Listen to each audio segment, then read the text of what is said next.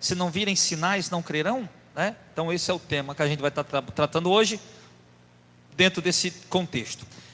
2 dias depois, partiu dali e foi para a Galiléia, porque Jesus mesmo testificou que um profeta não tem honra na sua própria pátria. Chegando, pois, à Galiléia, os galileus o receberam, porque viram todas as coisas que fizera em Jerusalém no dia da festa, porque também eles tinham ido à festa. Segunda vez foi Jesus a Caná da Galiléia, onde da água fizera vinho, e havia ali um oficial do rei, cujo filho estava enfermo em Cafarnaum.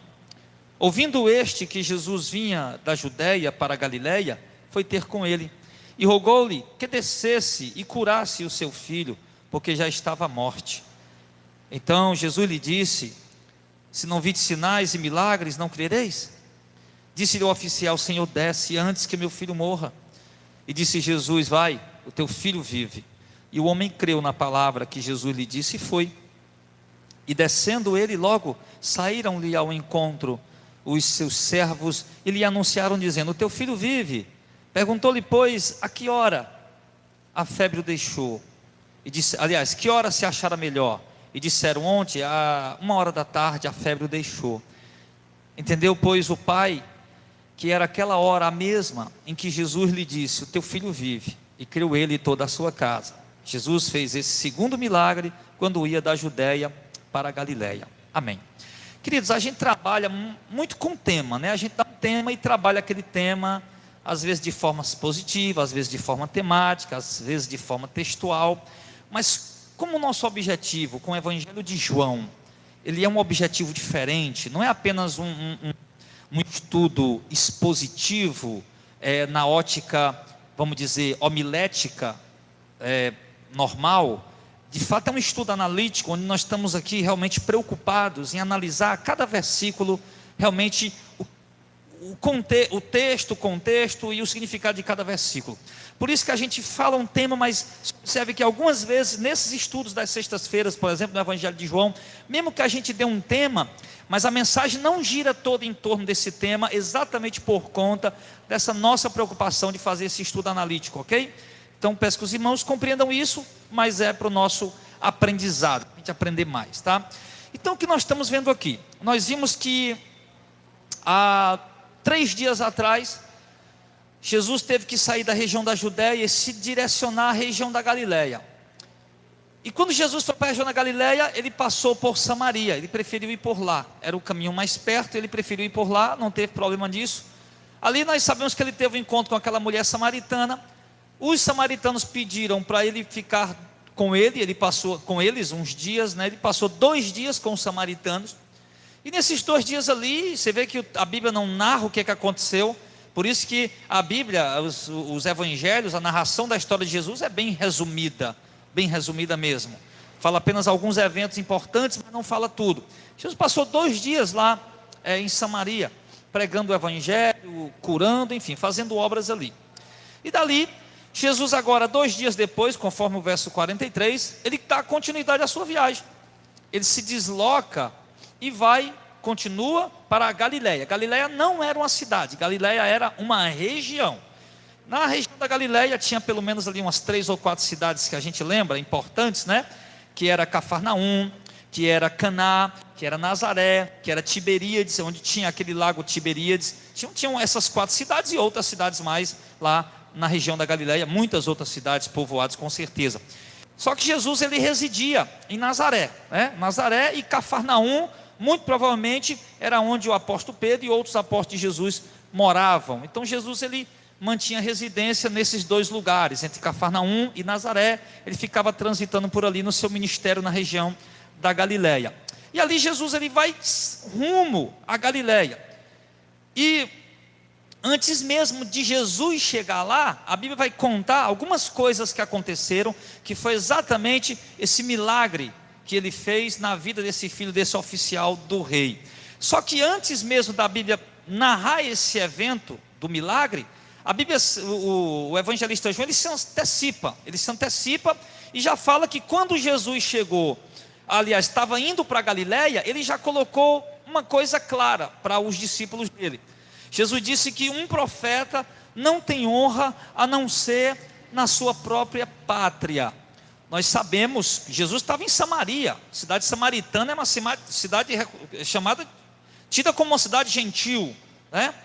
O judeu não se dava com o samaritano, e os samaritanos receberam Jesus, sabe, irmãos, de braços abertos, com muita alegria, com muito amor. Tenho certeza que naquele momento ali, embora depois, quando Jesus estava indo para a Judéia, os samaritanos não quiseram deixar Jesus passar por lá, mas um outro grupo de pessoas, obviamente, porque viram que eles eram judeus, estavam indo para a Judéia. Mas aqui nesse momento, Jesus foi muito bem acolhido, deram comida, deram pousada, deram tudo que ele necessitava para a sua estadia.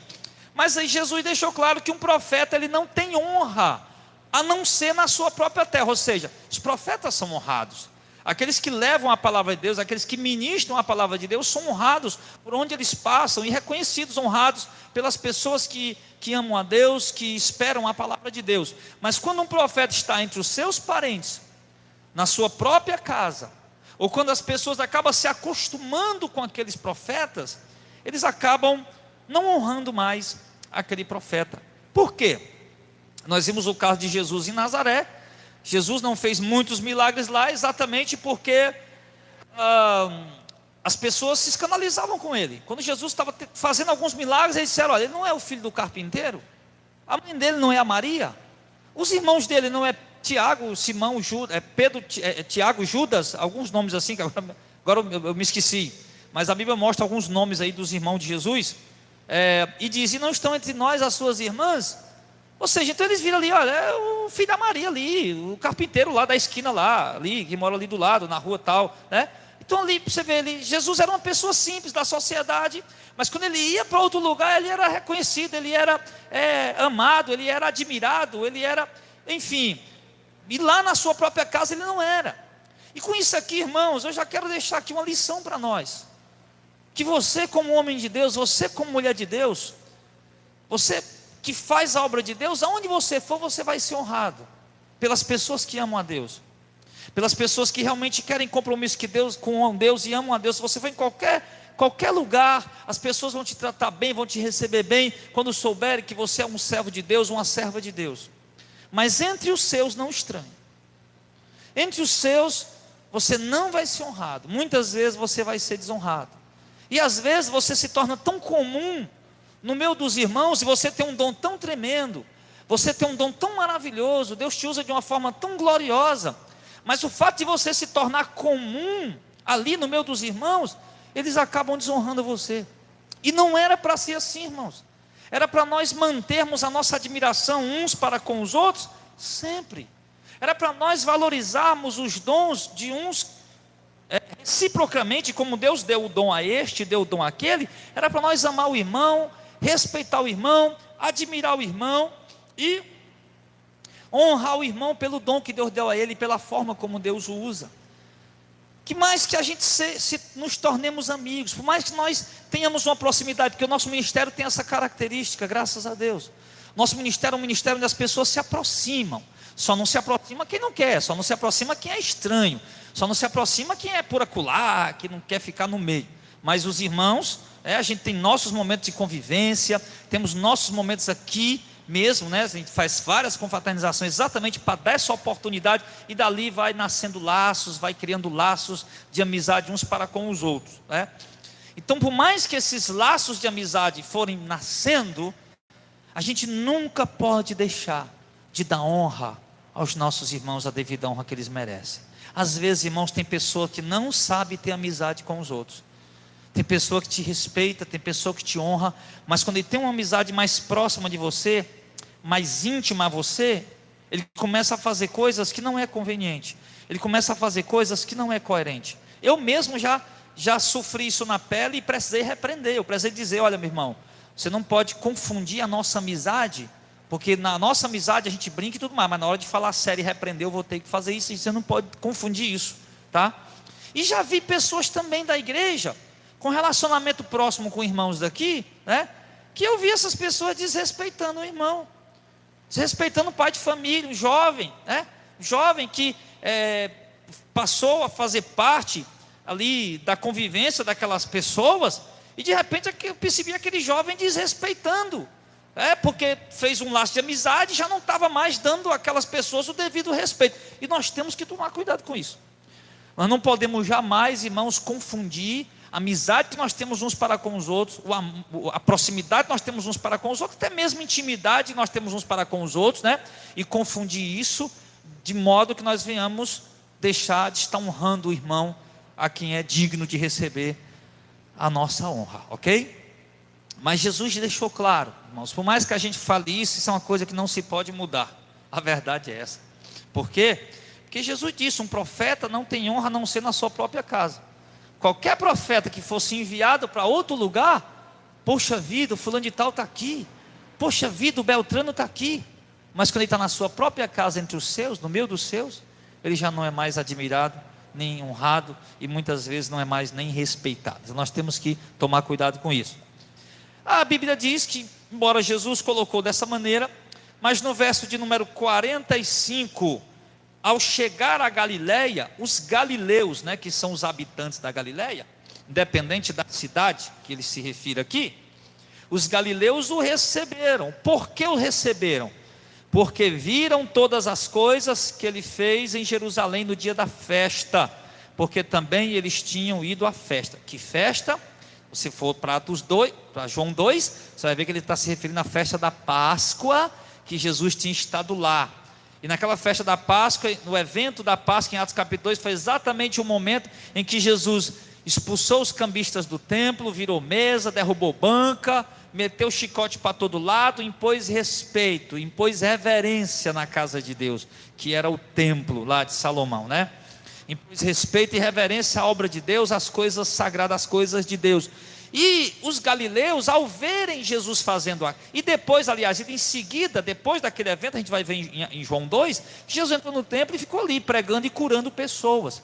E aquilo, irmãos, atraiu o respeito dos galileus. As pessoas que estavam ali e viram a seriedade com a qual Jesus tratou a obra de Deus, as pessoas passaram a respeitar Jesus. Só observe que o texto diz que eles receberam Jesus, mas eles colocam por que eles receberam.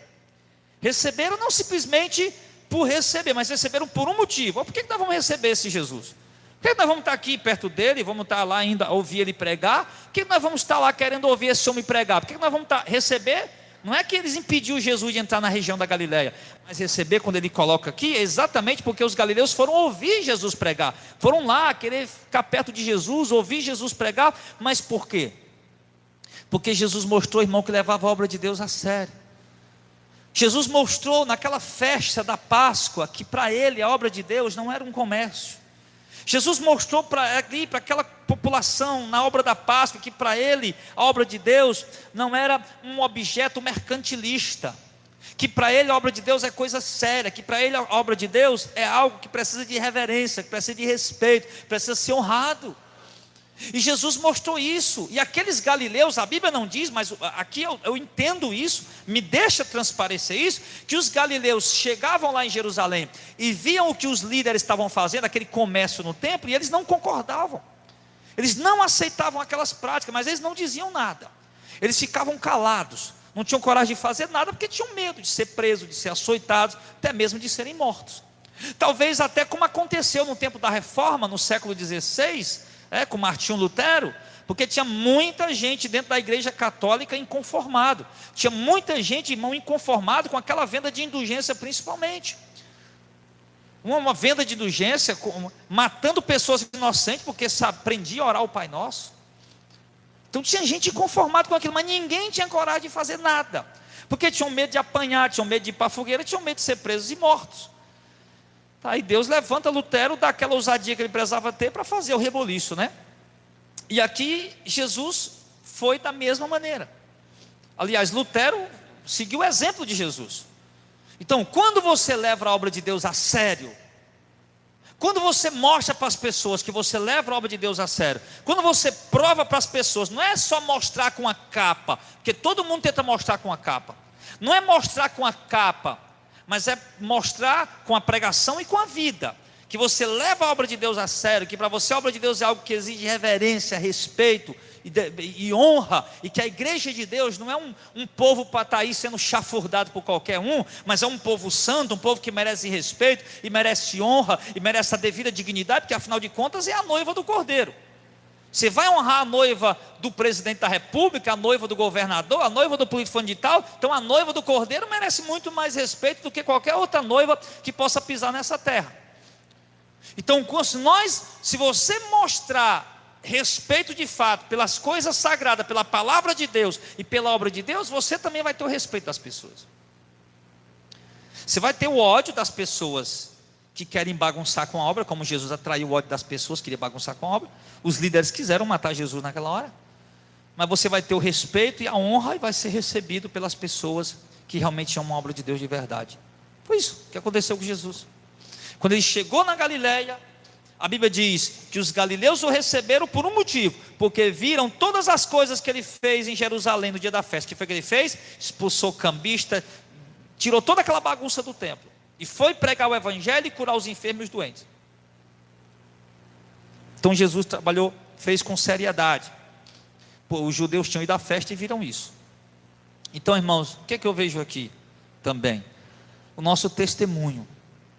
O nosso testemunho, irmãos, é quem vai dar a nota a você. O seu testemunho é quem vai lhe atribuir a sua nota.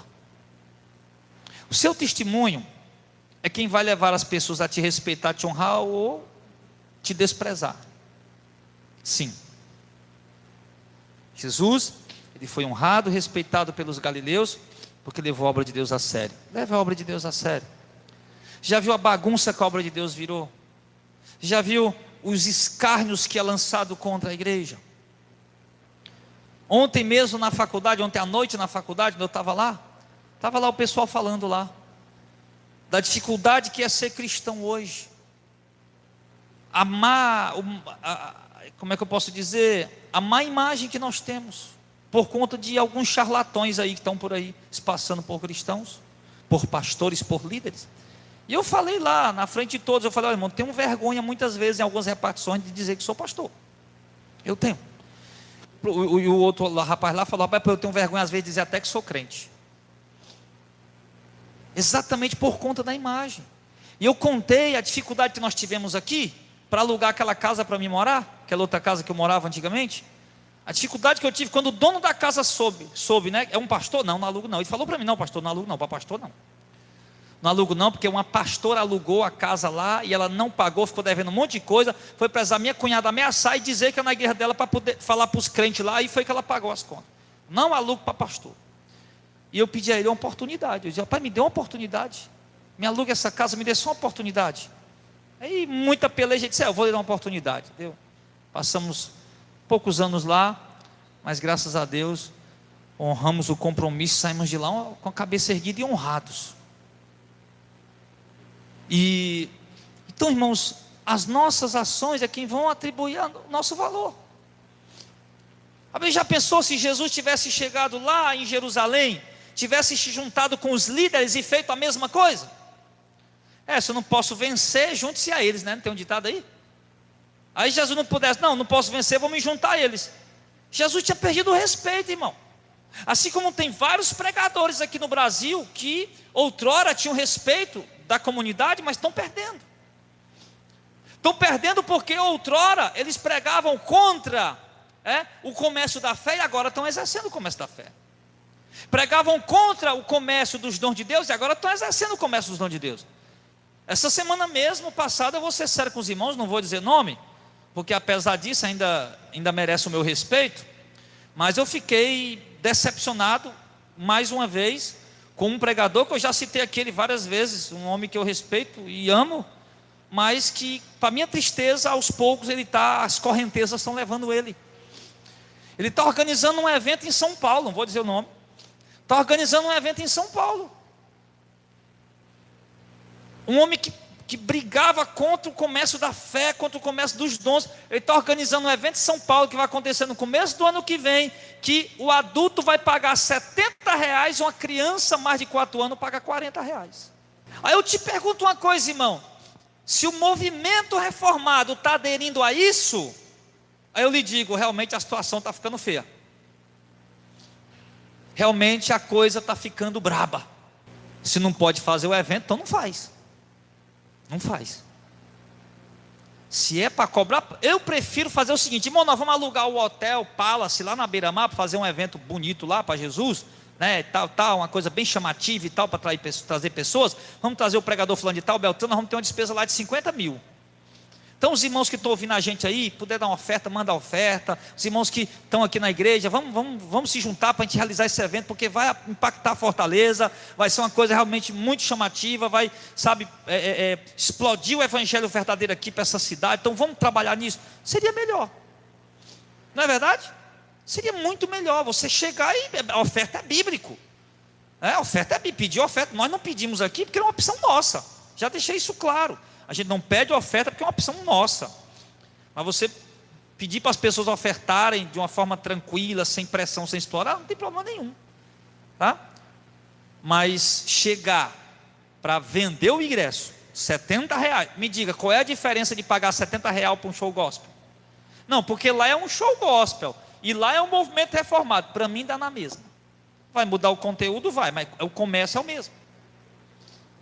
Um está vendendo caviar, o outro está vendendo rapadura, mas o comércio é o mesmo. Então, querido, principalmente a teologia reformada, que é uma teologia mais próxima da verdade, principalmente a teologia reformada, que era para evitar de vender.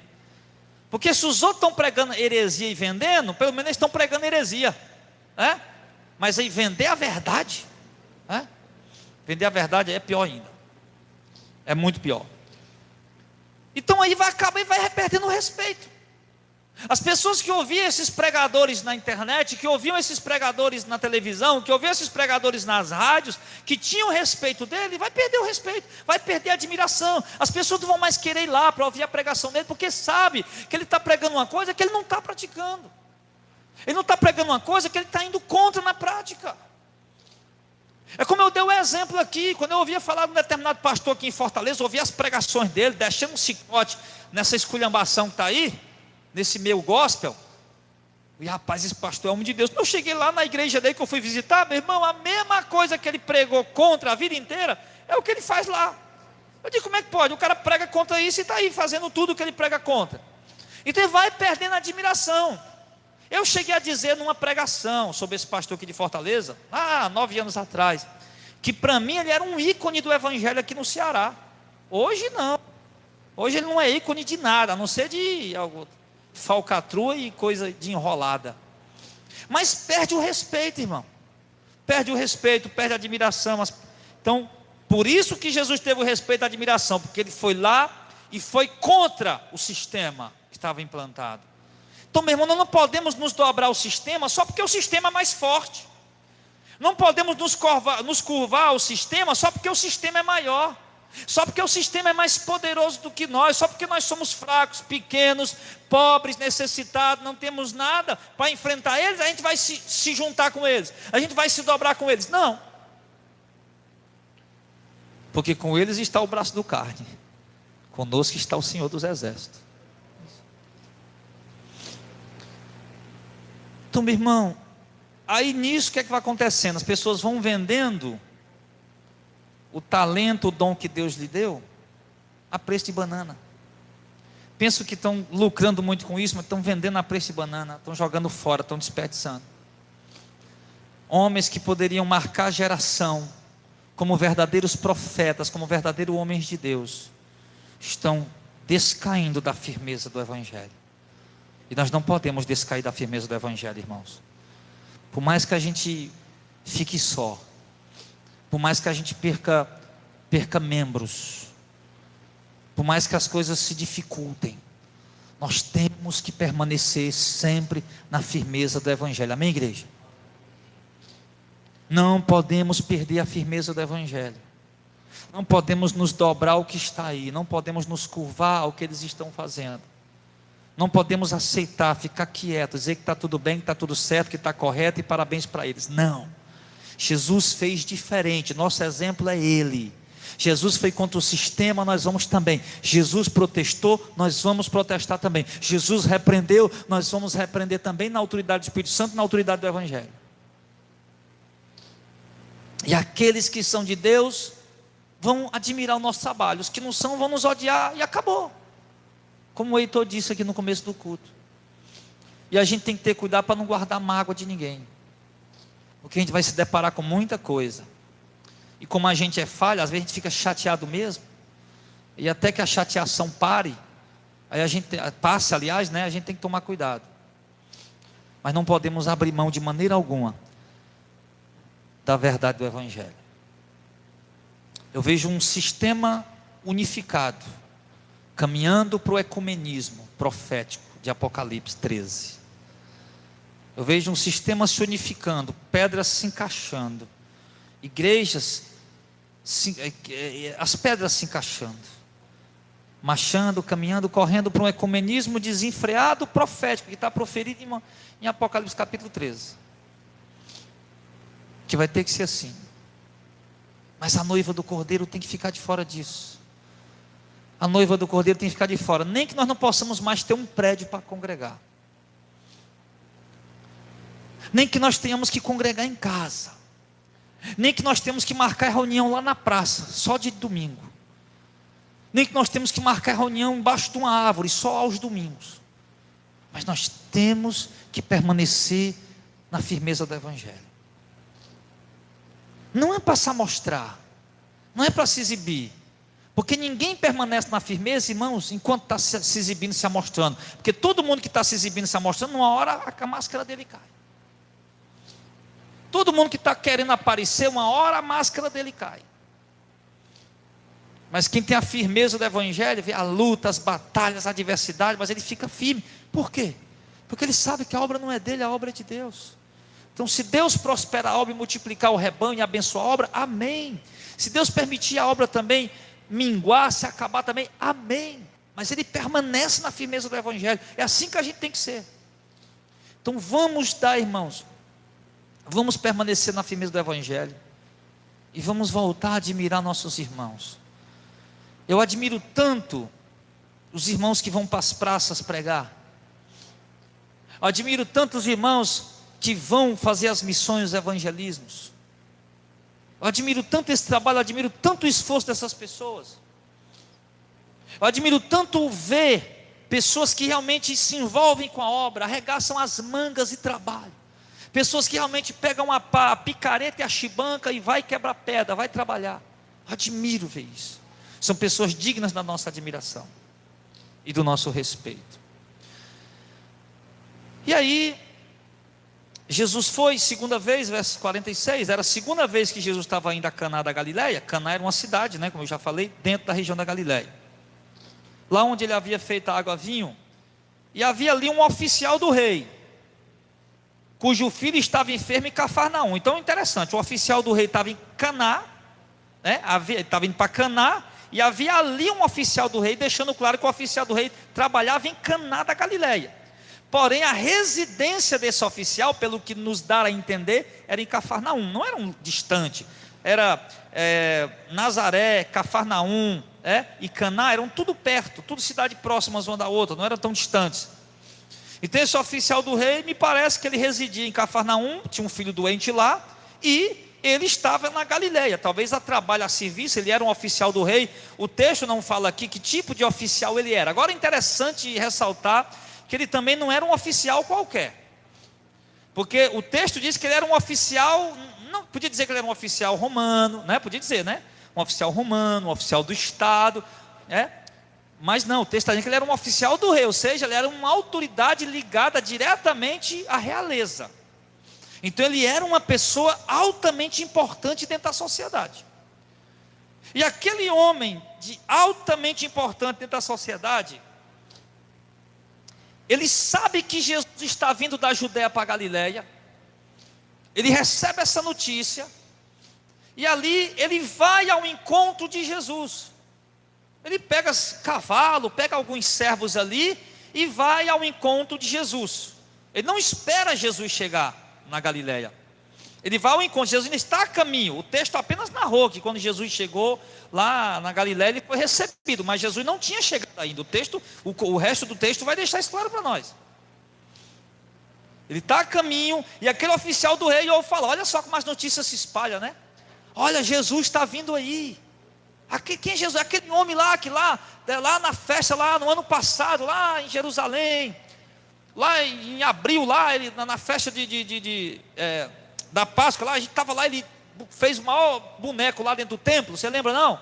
Expulsou cabicha, derrubou mesas lá, fez tudo. Ele está vindo aí. E lá ele fez milagres. Foi ele quem foi no casamento lá do Joãozinho da Mariazinha, lá em Caná da Galiléia, no ano passado, e transformou água em vinho. Joãozinho e Mariazinha, eu que estou dando o nome, né? A Bíblia não diz o nome dos casais, não.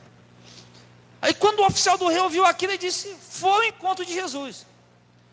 Foi ao encontro de Jesus. Olha só, irmão. Olha só, agora a gente chegou no ponto aqui. Quem de nós não precisa da intervenção de Jesus em muita coisa na vida, né? Todos nós precisamos. Precisamos da intervenção de Jesus, às vezes, na nossa saúde, como alguns irmãos estão precisando, como a gente falou aqui, né? A irmã da Marlene, como a esposa do Anderson, como a mãe do irmão Ralph, outras pessoas, a minha mãe, e outras pessoas estão precisando de uma cura, de uma intervenção do Senhor. Outros estão precisando de uma intervenção de Cristo no casamento. Outros estão precisando de intervenção de Cristo no seio da família. Talvez tenha um drogado, um viciado, no casamento está ruim, não sei. Então sempre nós estamos precisando de uma intervenção de Cristo, irmãos. Uma intervenção de Cristo, que é algo que o lado humano não pode resolver, algo que o lado humano não pode fazer. E aquele oficial estava precisando de uma intervenção do milagre. E o que ele fez? Ele não ficou lá acomodado. Ele pegou o seu cavalo, talvez chamou alguns amigos. Ele era um oficial, ele não ia andar só. O oficial tinha servos sujeitos a ele. Ele pegou e foi ao encontro de Jesus. Ele se esforçou. Ele foi à procura. Ele foi ao encontro. Ele saiu da comodidade dele. Ele saiu do gabinete dele com ar-condicionado. Vamos dizer assim, né? Sabe que não tinha isso naquela época. A gente está aqui usando força de expressão, né? Ele saiu do gabinete dele, do conforto dele, do ar-condicionado dele. Pegou lá o instrumento de transporte dele e foi aonde Jesus estava. Ele não ficou lá esperando, deixa Jesus chegar, manda ele vir aqui no meu escritório, eu quero conversar com ele. Não, filho. Porque não se busca a Deus dessa forma. Não se busca a Deus achando que Deus te deve alguma coisa. Porque eu sou pastor, eu sou renomado, o meu nome está espalhado em todos os lugares, Deus me usa muito, então eu preciso que Deus venha aqui no meu gabinete falar comigo. Que conversa é essa, rapaz?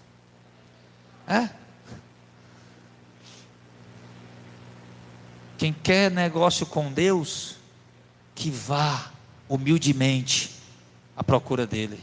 Amém? Se necessita, se precisa da intervenção de Deus, da ajuda de Deus, não fica de braços cruzados esperando, não. Vai ao encontro dele. Sabe, muitas vezes a gente quebra a cabeça. A gente quebra a cabeça para resolver as coisas usando nosso intelecto, nossa sabedoria, nossa inteligência, nossa capacidade, usando nossa força, o poder aquisitivo, amizades, nomes, influência. A gente não dá em nada.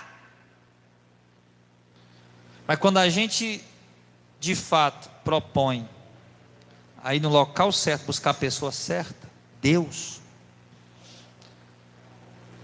Ele vai estar lá esperando.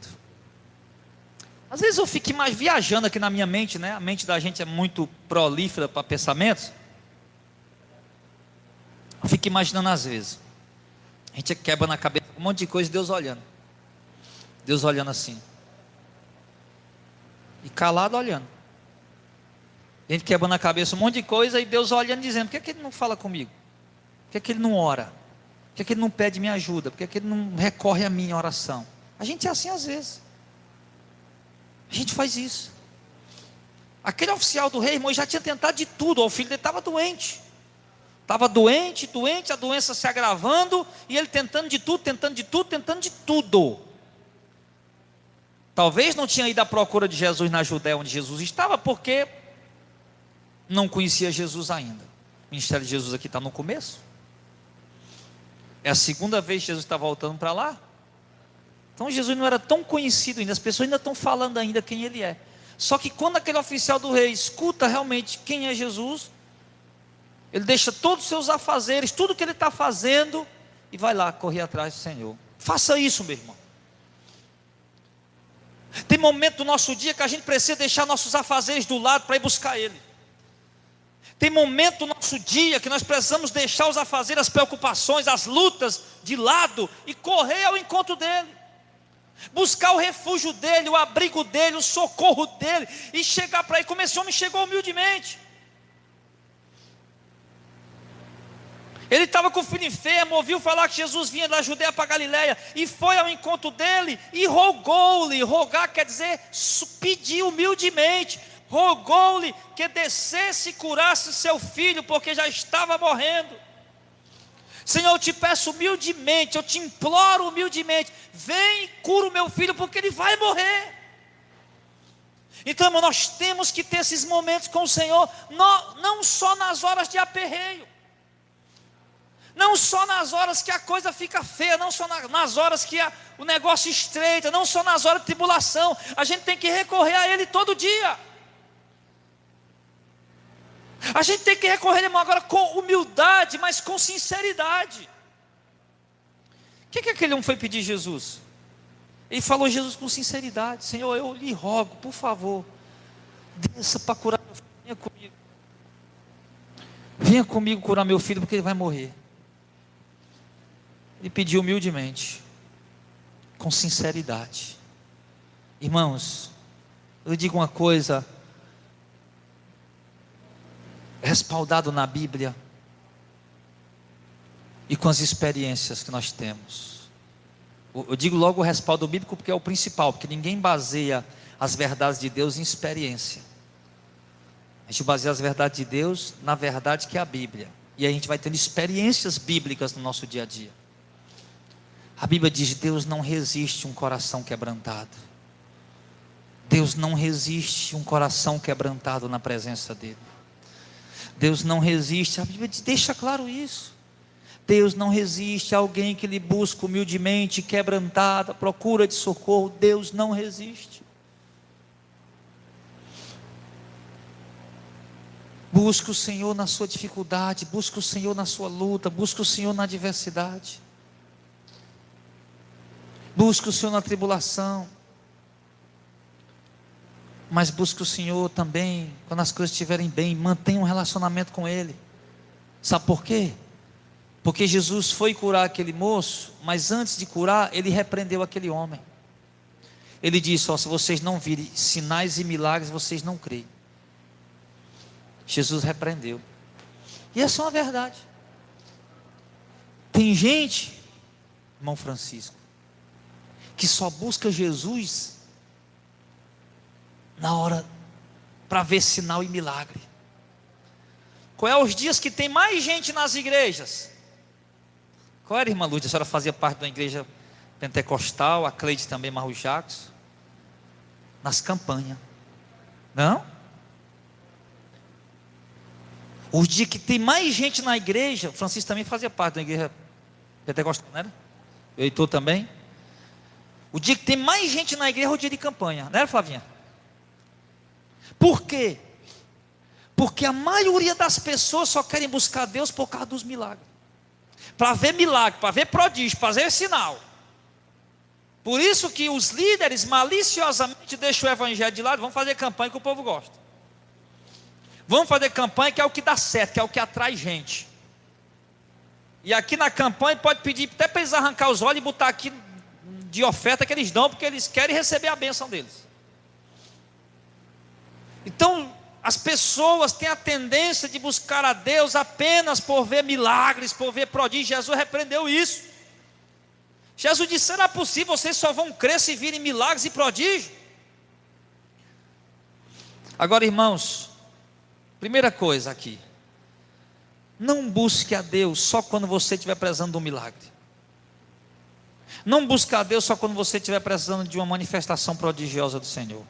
Mantenha um relacionamento com Ele. Os milagres vão ser consequências. Entendeu? Os milagres vão ser consequência do seu relacionamento com Ele. Se aquela pessoa que passa um mês sem buscar a Deus, aí precisa de um milagre, corre lá e busca.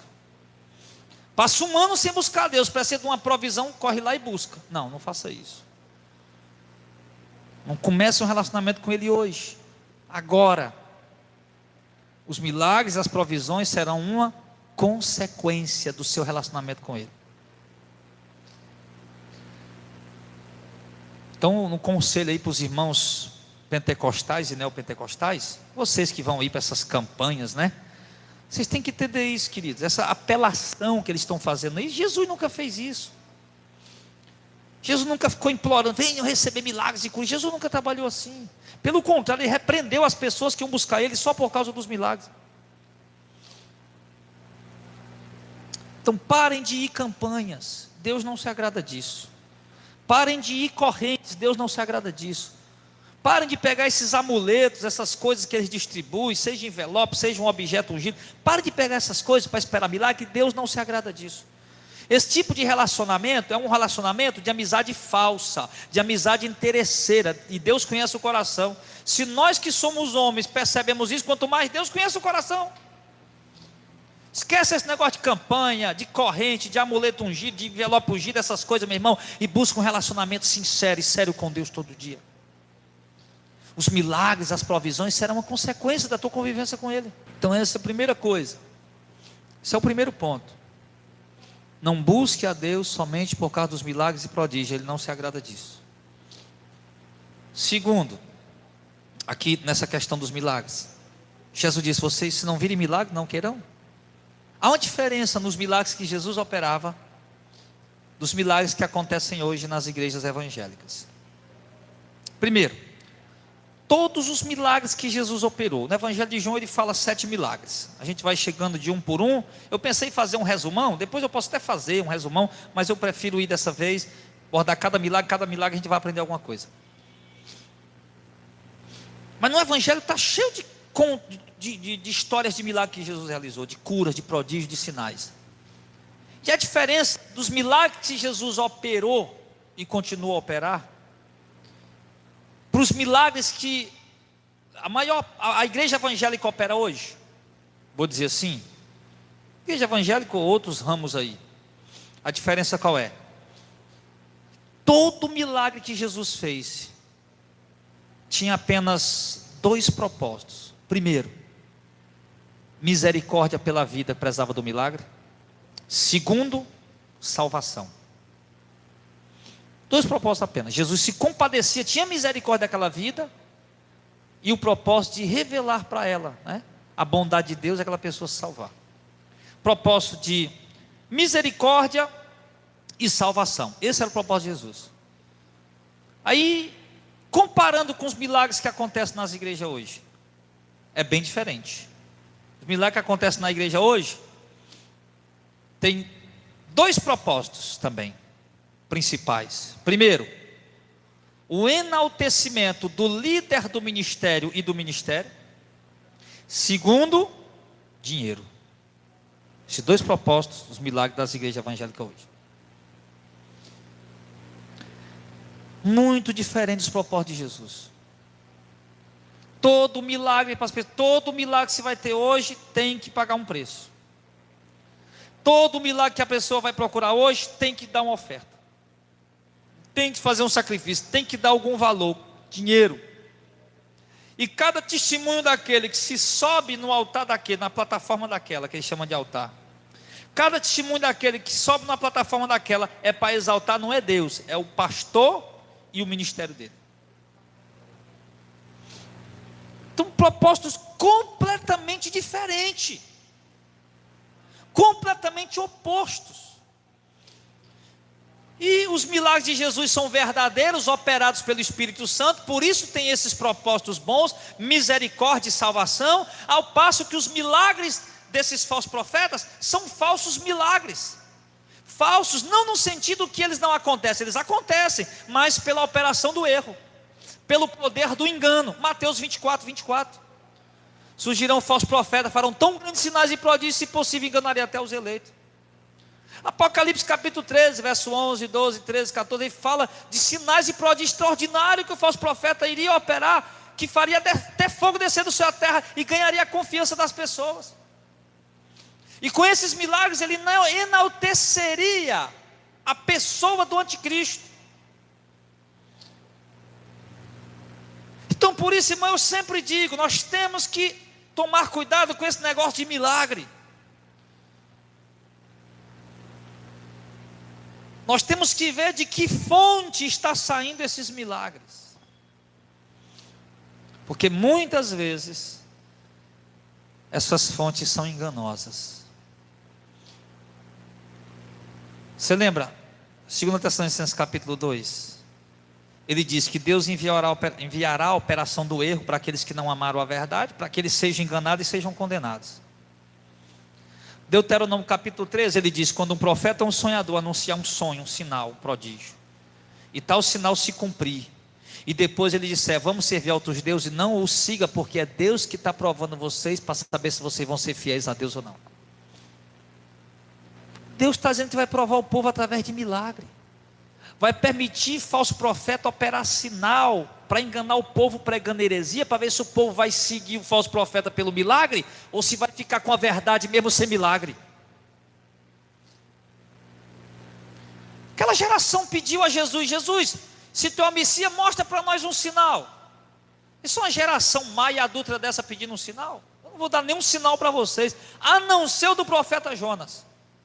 Como Jonas passou 3 dias no ventre do peixe, 3 noites, eu vou passar 3 dias no ventre da terra. Então Jesus, ele repreendia essa questão das pessoas estarem buscando: quero ver sinal, sinal, sinal e prodígio. Hoje é o grande erro das pessoas. Eu vou congregar naquela igreja ali, se eu ver um milagre lá, Deus vai me confirmar através de um milagre. Paz, eu vou lá visitar a igreja B, a igreja A hoje, e pedir a Deus a confirmação: Senhor, se for para me ficar naquela igreja, hoje eu quero ver um milagre ali. É o que as pessoas estão pedindo. Pode pregar a pior heresia que for, se o milagre acontecer, ele vai dizer: pronto, Deus está aqui, eu vou ficar aqui. Agora você devia fazer o seguinte: eu vou visitar aquela igreja ali hoje, e o sinal que eu pedi a Deus para me congregar lá é se a palavra vai ser fiel e verdadeira. Nem que chova milagre, eu não quero saber, eu quero saber se a palavra vai ser fiel e verdadeira. Se for, eu fico. Aí está certo. Então, meu irmão, tem essa diferença entre os milagres de Jesus e os milagres dos falsos profetas atuais. E nós temos que tomar cuidado com isso. Então Jesus, depois de repreender, depois de dar uma exortação naquele moço, né? Depois de exortar aquele moço, de repreender aquele moço, vocês só vão crer se vir milagre. Mas o pior, irmão, é que tem gente que nem vendo milagre se converte. Jesus operou tanto milagre em Cafarnaum, e Jesus disse: sai de ti, Cafarnaum. Se os milagres que se operou aqui em ti tivessem sido feitos lá em Tiro e Sidom, lá em Sodoma e Gomorra, eles tinham se convertido e tu não se converteu. Quer dizer, viram sinais e prodígios, ainda assim não se converteram. Então tem gente que é tão duro de coração, que Deus podia fazer o maior milagre que fosse, que ainda assim eles continuariam endurecidos. Mas o propósito do milagre de Jesus era isso: era compaixão da vida que estava precisando do milagre, que Jesus só fazia milagres necessários, compaixão daquela vida e propósito de salvação. Aí Jesus, após repreendê-lo, o homem replicou no verso de número 48. Aliás, no verso 49: Senhor, desce antes que o meu filho morra. Jesus deu uma dura nele. Jesus repreendeu. E aquele homem era uma autoridade. Já pensou, irmão, você repreender uma autoridade na frente dos servos dele? Dizer que ele está errado, dar uma dura nele na frente do servo. O cara diz: rapaz, você está pensando o quê? Eu sou um oficial do rei. Não. Aquele homem realmente estava quebrantado. Aquele homem realmente estava buscando Jesus da forma certa. Ele disse: Jesus repreendeu e disse: Senhor, por favor, desça antes que o meu filho morra. Desça, Senhor, antes que o meu filho morra. Cleiton pede com humildade. Ele roga com humildade. Às vezes tem pastor ensinando os crentes hoje: Deus tem que fazer um milagre na sua vida. Você tem que cobrar de Deus, Deus tem que fazer. Você não fez sua parte, então Deus tem que fazer. Você coloque Deus na parede. Você exija de Deus, você determine, porque Deus tem que fazer. Olha só a diferença. Isso aí não vai alcançar nada, não vai chegar a lugar nenhum. Não é dessa forma. Você tem que ir com humildade. E mesmo que naquela hora que você estiver orando, como eu falei, tem gente que passa 1 mês, 2 meses sem orar, só busca Deus quando está precisando um milagre. Mesmo naquela hora que você for buscar Deus, Ele lhe der uma dura, porque você vai ouvir no seu coração a voz do Espírito Santo. Ele vai falar: ah, você está me buscando aqui porque você está precisando, né? Leva um carão na hora, não tem nem conversa. Leva um carão, que a gente chama aqui o cearense, né? Leva uma repreensão na hora. Não tem nem conversa. Eu já levei muita repreensão de Deus, eu acho que vocês também em algum momento. Você chegar a Deus e dizer: ah, agora você está aqui me procurando? Você não fez isso sem me constar, você não fez aquilo sem me perguntar, você está agora aqui? Depois que você fez tudo desmantelar, depois que a coisa deu errado, agora você vem me buscar? Eu já ouvi isso. Já ouvi isso de Deus. Eu digo: pois é, Senhor, mas Tu é misericordioso, me ajuda. Me ajuda. Não adianta ir lá, e tem gente que fica com raiva.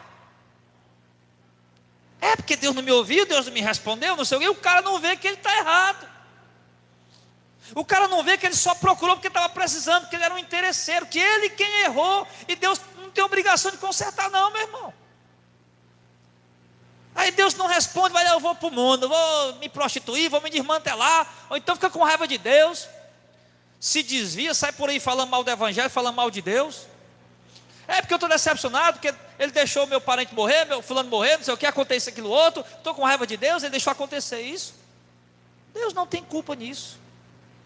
Aconteceu por inconsequência do próprio ser humano. Agora, se você buscar Ele de jeitinho, com humildade, com simplicidade, mesmo Ele repreendendo, né, Senhor, eu errei realmente, Senhor, mas por favor desce, porque o meu filho vai morrer. Aí Jesus falou o quê? Vai, teu filho vive, ou seja, vai que teu filho está curado. Foi como fez? Não, Jesus, você tem que ir. Você tem que ir lá e tem que pôr as mãos. Não, interessante, irmão, muito interessante a atitude desse homem. Primeiro ele saiu do conforto dele e foi lá procurar Jesus. Levou uma repreensão dura de Jesus, um carão bem dado, né, à frente dos outros lá. Ficou bem caladinho e continuou se humilhando. Agora Jesus diz: não, não vou não, mas vá, pode ir, porque o seu filho já está curado. Eu estou dizendo que ele está curado, ele está curado. O homem acredita. O homem creu. Então olha como o coração daquele homem realmente estava voltado para o Senhor. Olha como o coração dele estava quebrantado. Olha como aquele homem tinha fé. Diferente de alguns de nós que às vezes quer ver um anjo, né? Ah, Senhor, faz um anjo descer aqui, Senhor, eu tenho que ver um anjo. Que Deus não já falou, criatura? Deus não já falou, criatura? Não já está aí na palavra? A gente pede muito sinal para Deus, né, irmão? Sinais desnecessários muitas vezes. É como o cara que vai evangelizar. Senhor, eu vou evangelizar, Senhor. Me dá um sinal se eu tenho que evangelizar. Meu filho, você precisa de um sinal? Não, já está lá dizendo: vão e pregue o evangelho a toda criatura. Não precisa de sinal para isso. Senhor, separa da minha mulher e casa com aquela outra, como mulher ruim. Me dá um sinal. Você não precisa de sinal não, meu irmão. A Bíblia já diz lá: não largue da sua mulher não. Então tem coisas que a Bíblia já mostra para nós. Mas a gente quer ver algo palpável, né? Por isso que tem as rosas ungidas. Porque o que eles dizem lá é para materializar a fé, né? Eu viajei agora para Madalena. Fui com eu, a minha esposa, o Gilmar, a esposa dele. E sempre eu falei para os irmãos: um dia eu vou passar no quarto dos milagres em Canindé e tirar foto lá. Passei agora dessa vez. Fomos lá na igreja de São Francisco, fomos lá no quarto dos milagres, fomos lá na estátua, tiramos fotos, tá? E a gente viu muita coisa interessante, irmãos. A gente viu pessoas que ficaram curadas pá, braço, perna, cabeça, muita coisa. E tinha um cercado lá cheio de forma de cabeça, forma de perna, forma de alguma coisa que foi curada. A pessoa manda fazer de madeira ou de gesso e coloca lá. Eles querem materializar a fé. Não precisa disso. Aí você vai numa igreja evangélica hoje, aí eles lhe dão alguma coisa ungida, algum objeto, não sei, qualquer coisa. É tanta coisa. Tanta coisa. Eles lhe entregam algum objeto ungido como se Deus precisasse daquilo para fazer um milagre. Então, aquele homem não precisou materializar a fé. Aquele homem não precisou de nada palpável. Aquele homem não precisou de nada sólido. Ele só precisou de uma coisa: de uma palavra de Jesus. É isso que nós precisamos, irmão. Nós só precisamos disso, irmão, da palavra de Jesus, só disso. A palavra de Jesus é o suficiente para o milagre acontecer. A palavra de Jesus é o suficiente para a cura acontecer. A palavra de Jesus é o suficiente para um casamento ser restaurado, para uma família ser restaurada. A palavra de Jesus é o suficiente. Não precisamos acrescentar nada mais. Não precisamos acrescentar rosas, lenços, fronhas, medalhas, amuletos, imagens, nada. A palavra dele é o suficiente. Agora, o grande problema qual é? Que as pessoas não creem na palavra dele. As pessoas não creem. As pessoas acreditam em tudo. Acreditam numa reza, num benzedor, um objeto, né? Se for numa igreja, o cara der um objeto para ele, bota esse objeto no bolso que ele vai lhe proteger, a pessoa bota. Pega esse objeto, bota lá de trás da porta, a pessoa vai e bota. Mas na palavra de Jesus as pessoas não acreditam. E a Bíblia diz que dele não é um para mentir, nem filho de um para se arrepender. Ele disse: vá porque o seu filho está vivo. O homem creu. Creu em quê? Na palavra de Jesus e foi. Creia, meu irmão, na palavra de Jesus. Creia na palavra do Senhor. Creia, porque a Bíblia diz que nós já somos mais que vencedores. Creia, porque a Bíblia diz que Deus já tem garantido para nós uma herança no céu. Creia, porque a Bíblia diz que nós estamos revestidos de uma armadura. Creia, porque a Bíblia diz que nós temos armas poderosas em Deus para destruir fortalezas. Creia na palavra de Deus, irmão. Nós não precisamos ver nada, nós não precisamos tocar em nada, a palavra dele é o suficiente. Apenas busque a ele, fale com ele com sinceridade, com verdade. Mantenha um relacionamento de oração e de leitura bíblica com ele, de comunhão, de fidelidade, de obediência. Sim, e creia na sua palavra. Creia na sua palavra. As pessoas que querem ver, às vezes vê coisa que não está vendo. Eu, quando morava no interior, eu ia para o monte sempre com os irmãos lá. Nós éramos metidos da Penteca. Aí nós fomos para o monte. Lia demais, um monte de cantor lá, no mato de noite. Aí nós fomos para o monte. Eu e mais 2 irmãos lá, abençoados lá, que eu não vou dizer o nome deles não. Aí nós estávamos lá no monte, irmão, eu estou orando, de noite, doido para ver mistério. Aí, nós estávamos lá orando aquela coisa, né? Como é que é? Aí lá vem uma luz ali, ó, uma luz, ó. Sério? Aí os irmãos, olha lá, irmão, é mistério, ó, olha aquela luz ali. Eu digo: cadê? Eu digo: rapaz, aquilo é um carro. Nós estávamos lá dentro do mato, né? Ele disse: aquilo ali é um carro. Ele disse: não, rapaz, não é um carro não, para descer incrédulo. Aí não passa estrada, não. Como não passa estrada, rapaz? A BR é bem aí, aquilo ali é um carro. Ele disse: não, você é muito aí. Pois pronto, vamos parar a oração, vamos ficar aqui olhando se não é um carro. Chamei os dois, ficamos olhando. Ficamos olhando quando o carro passou. Eu disse: tá aí o mistério de vocês, pula em cima e vamos embora. Aí às vezes negócio de mistério, a gente fica orando lá, querendo tanto alguma coisa, que um pensamento vem, a gente diz: foi Deus que falou. Um desejo vem, a gente diz: foi Deus que revelou. É assim. A gente fica orando por aquela pessoa, pensando naquela pessoa que a gente está orando por ela, e vem uma vontade de dizer alguma coisa para ela, a gente acha que Deus está revelando aquilo, é uma profecia, alguma coisa. Então nós temos que tomar cuidado. A palavra dele é o suficiente. Amém, pessoal? Nós não estamos mais na época, irmão, de consultar os profetas. Essa época já passou. O Saul, rapaz, pedi a jumenta do papai, perderam, já estou procurando ela 2 dias. Vamos lá, tem um profeta aí, ó, o tal de Samuel, vamos lá falar com ele. Vamos lá consultar o profeta. O pessoal diz isso, não existe mais isso hoje. De consultar o profeta, não existe mais, irmão. Hoje nós temos a palavra de Deus para consultar. Então, aquele homem creu na palavra de Jesus. Creia na palavra de Jesus, irmão. Creia naquilo que Deus fala a seu respeito na Bíblia. A Bíblia fala a nosso respeito muitas vezes. Muitas vezes. O Novo Testamento está cheio de coisa lá falando para o Jardel, falando para o Davi. Só não diz nosso nome, mas está falando para nós. Está falando para nós. Aí a gente não crê.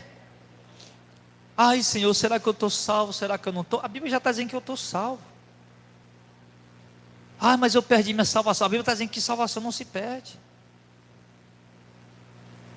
Vai para a Bíblia, crê na palavra, irmão. Esse é o problema. Aí o homem creu, foi, desceu, saiu. Quando ele desceu para Cafarnaum, aí o que é que acontece? Quando ele desceu para Cafarnaum, vieram ao encontro dele alguns servos. Ele já não foi mais para Caná, ele já desceu, foi para Cafarnaum. Lembra que aquele homem estava em Caná. Talvez no trabalho dele, a Bíblia não deixa claro. Diz que Jesus estava indo para Caná e o homem estava lá. Quando ele soube que Jesus estava vindo, ele foi ao encontro de Jesus no caminho ainda. Quando Jesus diz, vai, o teu filho vive, ele já não volta para Caná. Ele vai para onde? Para Cafarnaum, onde o filho dele estava doente. Olha só a fé desse homem. Alguns de nós iam dizer, eu creio, mas ia ficar lá com o coração cheio de dúvida, né? E o homem não, ele disse, ele está curado, então eu creio. Vou voltar para Caná não, vou para Cafarnaum, vou para casa, para ver meu filho, porque ele está curado. A Bíblia diz, quando ele foi para Cafarnaum, desceram logo, e o encontraram, o seu servo, anunciaram dizendo, teu filho vive. Perguntou-lhe, pois, a que hora ele se achou melhor?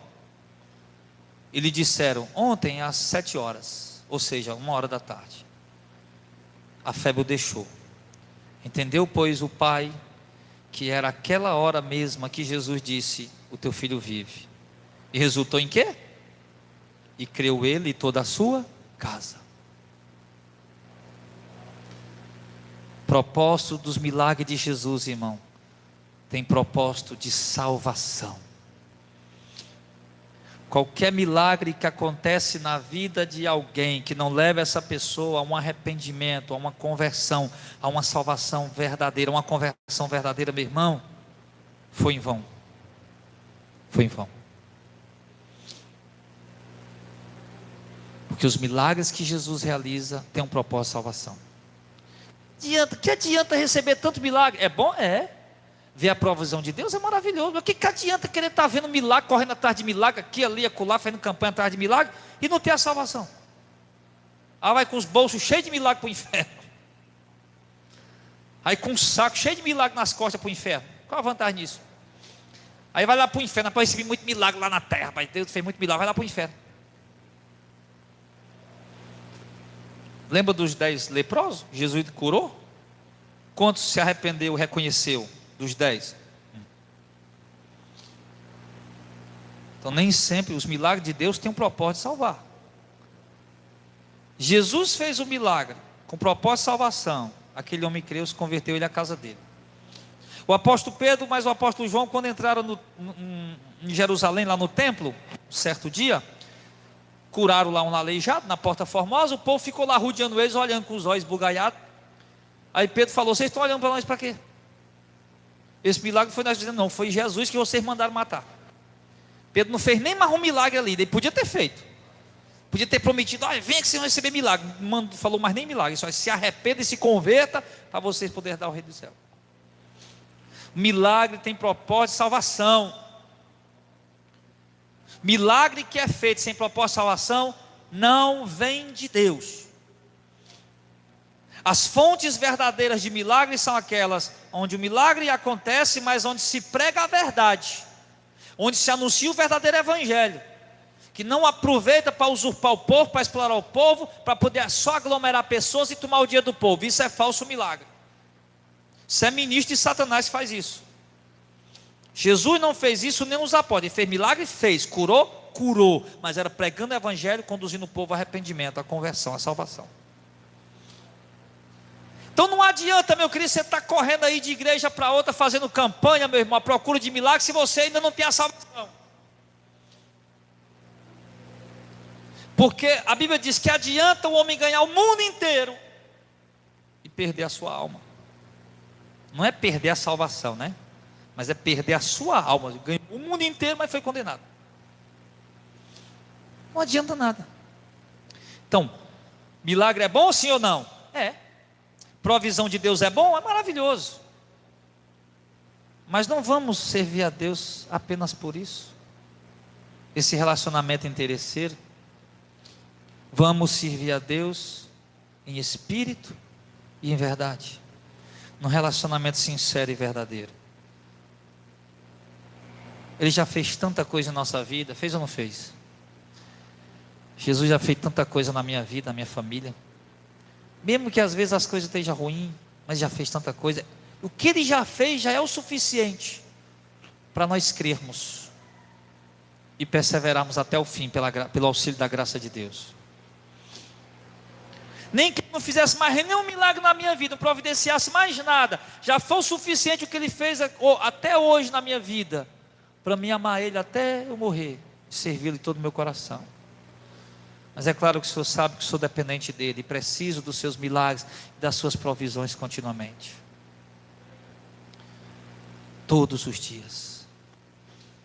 Então, meu irmão, mantenha um relacionamento próximo, íntimo com Deus, em oração. E para concluir, toda aquela família se converteu. Que a nossa família possa se converter, irmãos, através do nosso testemunho. Que a nossa família possa se converter através das nossas... Nós somos um testemunho vivo. Nós somos um milagre ambulante, um milagre vivo. Que Deus possa usar de misericórdia para salvar nossa família. Como Ele usou de misericórdia e salvou a família daquele homem. Não apenas concedeu a cura, mas como concedeu a fé e a salvação para aquela casa. Nós possamos trabalhar para isso. Não apenas para os milagres acontecerem, mas principalmente para a vida se converterem. Amém, pessoal? E para concluir, só esse ponto, que Jesus fez esse segundo milagre, quando ia da Judéia para Galiléia, ou seja, Jesus estava a caminho ainda, da Judéia para Galiléia, e fez o segundo milagre na região da Galiléia. Lembra disso? Jesus já tinha feito muitos milagres na Judéia. E João 2 mostra que muitos milagres que Ele fez. Entrou no templo lá, expulsou os caminhos, depois foi fazer milagre. Mas lá na Galiléia foi o segundo milagre. Qual foi o primeiro? Transformar a água em vinho. E ali agora Ele fez o segundo. E não tinha nem chegado ainda, mas já fez o segundo. Porque esse Deus, irmãos, de fato é um Deus que opera maravilhas. Hoje eu estava vendo às vezes eu digo um erro grave que a igreja presbiteriana cometeu, que eu vejo que eles estão tentando consertar isso atualmente. Principalmente o Hernando Dias Lopes e outros. É tirar essa frieza da presbiteriana de não crer em milagres nas manifestações de Deus. Não essas manifestações neopentecostais, não. Mas eu digo, nas manifestações bíblicas, que Deus pode fazer, milagre, cura, alguma coisa do tipo. Eu vejo eles hoje lutando para restaurar isso. Eu estava vendo lá uma campanha, e desafiando os irmãos, a fé dos irmãos, para os irmãos participar de uma campanha de oração que eles estão fazendo, e de uma vigília de oração que eles vão fazer. Então o que é que eu vejo ali? Vejo as pregações de Hernando Dias Lopes, eu vejo eles lutando ali para tentar despertar aquela igreja, que inculcaram na mente deles há tantos anos, que Deus não faz mais milagre, Deus não faz mais cura, e hoje está difícil do povo crer, mas eles estão tentando colocar isso. E eu não vou entrar nesse barco não, meu filho. Quem aqui for presbiteriano, que siga a presbiteriana. Nós não somos presbiterianos não, tá? Nós não somos, nós somos o Ministério Missão de Fé. tá? Nós cremos sim que Deus é um Deus que faz milagre. Eu não faço a campanha de milagre aqui, mas eu oro para Deus fazer milagre na minha vida. Eu oro para Deus prover e eu vejo Deus fazendo. Eu vejo Deus fazendo provisão na minha vida, fazendo milagre na minha vida, que eu fico pasmado.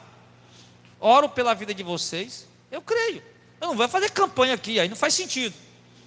Não vou fazer campanha de milagre, de cura, não precisa disso.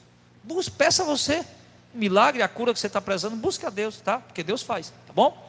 Então é isso. Então, que essa palavra possa ficar no nosso coração, a gente possa ter tirado um bom proveito dela.